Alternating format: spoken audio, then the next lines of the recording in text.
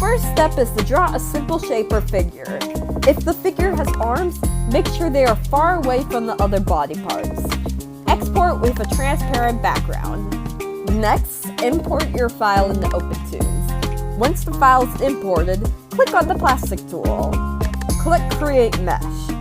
Change the mesh edge's length to around 2 millimeters.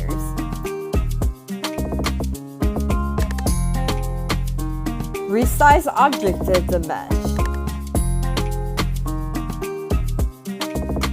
Now, you can build your rig.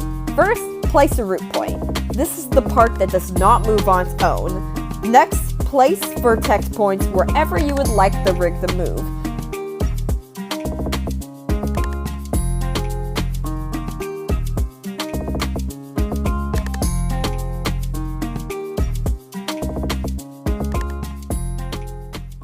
And now you have a movable rig!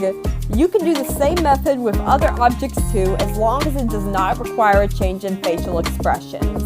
Thank you for watching and subscribe for more animation tutorials.